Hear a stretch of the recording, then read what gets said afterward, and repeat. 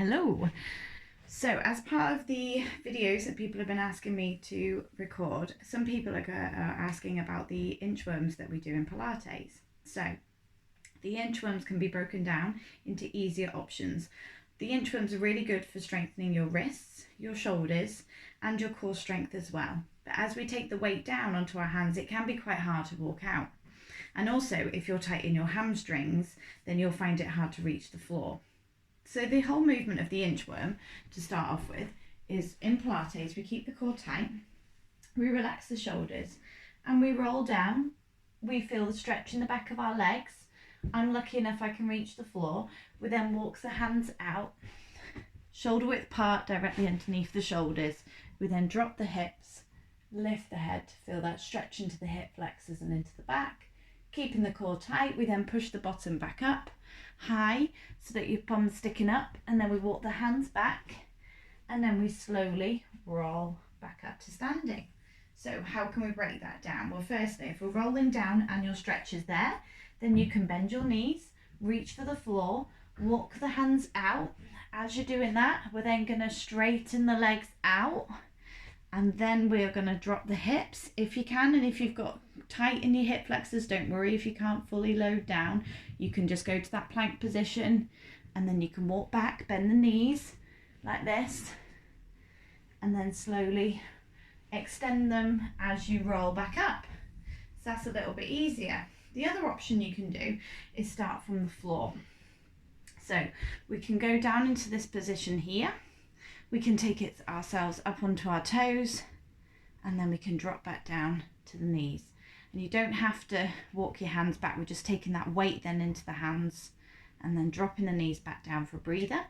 Or we can take it up onto the hands. We can then drop the hips, lift the head back up into that plank, and then drop the knees and have a breather. We're still weight bearing through the wrist then as well.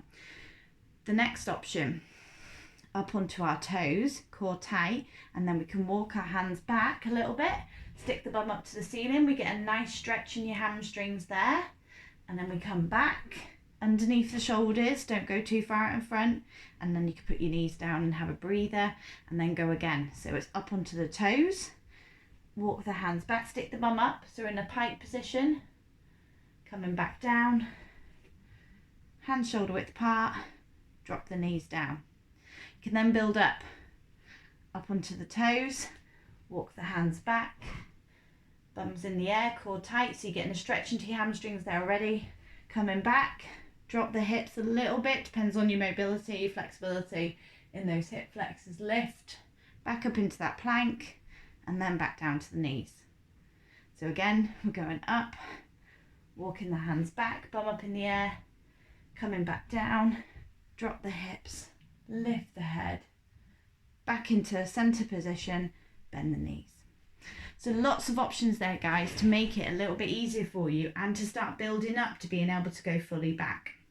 If it's your hamstrings that are inhibiting you being able to get down to the floor in the first place, then you need to just start stretching your hamstrings more. So how can we do that? 3 different ways you can do that. You can do it seated with the legs out, or you can take this leg out to the side as well. I prefer doing it like that, but I've got quite good hip mobility.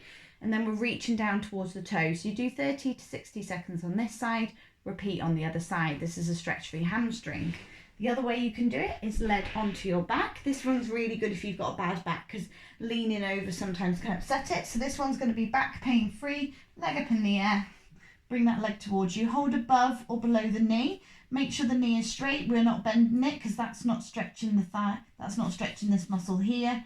We want it straight. So even if it's here, hold it and pull it towards you. And again, 30 to 60 seconds. And then the third option is just literally standing, rolling down and just feeling that stretch in the back of your legs and just dangling.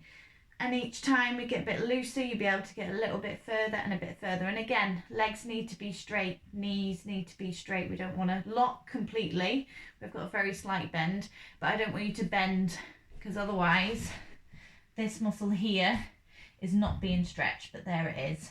So this is the stretch you can do. And hopefully you'll start to build up that flexibility to be able to do those inchworms a bit better. I hope that has helped some of you, and you can do that next time we do Pilates. See you soon.